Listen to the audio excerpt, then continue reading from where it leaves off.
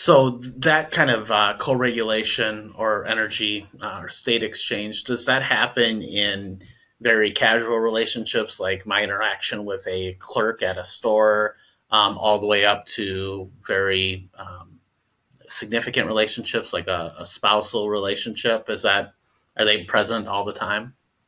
Okay, so I'm going to back up just a second because I'm realizing I didn't give a very thorough answer to the co-regulation piece. So what we had kind of talked about just a minute ago is more the um, how our nervous system is working and picking up those cues from other people. And then it's also going to be responding to those cues from other Mm-hmm. people. So that's where the contagious energy thing comes into play. So if my nervous system is reading your nervous system as being in a place of connection, I might be then kind of brought into a little bit of that energy myself. And so we might refer to that kind of an energy exchange as a co regulating exchange. Um, and so it's bringing us both into this place where connection is an option. On the other hand, we might refer to if your nervous system is more in a protective state, and then my nervous system reads that. So I start moving into a protected state. Now we're experiencing something that we might refer to as co-activation. And so our nervous system's ability to kind of, again, in that very unconscious way, be positioning us in the right types of energy for what a given situation requires is a part of what we're talking about when we're talking about co-regulation and co-activation. And then if you could just jump back in and restate your question before I kind of backfilled there.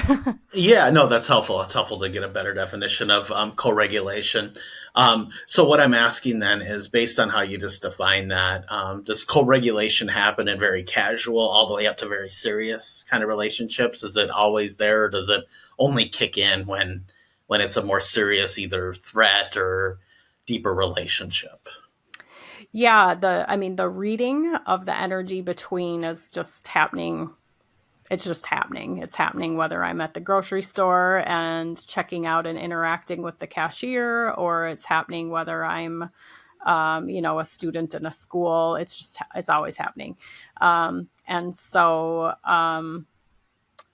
if I were to think of scenarios, at the grocery store, let's say my cashier is, very warm, and I'm picking up on, oh, their system seems to be in the connected energies, the in nervous system language, in ventral energies. Then my system might start warming up, and now we're having this friendly exchange about, what's taking place in our days or the weather or kind of these simple things. So it's a more casual exchange, like you're indicating, but the energy piece is most definitely at play.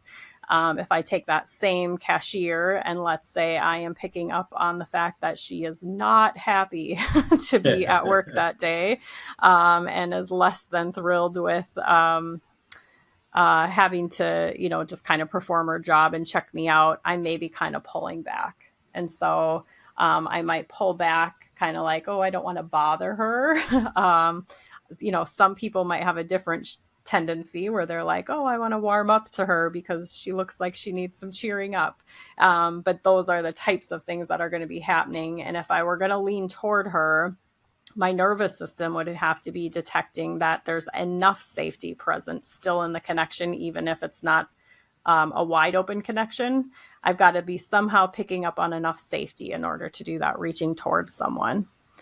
Other scenarios that we might run into, if I think of little kids in school, their systems are always scanning for kind of like, where do I belong? Where are my friends? And so, in that kind of, again, somewhat unconscious way, their nervous system is going to be sorting who's safe, who's not safe.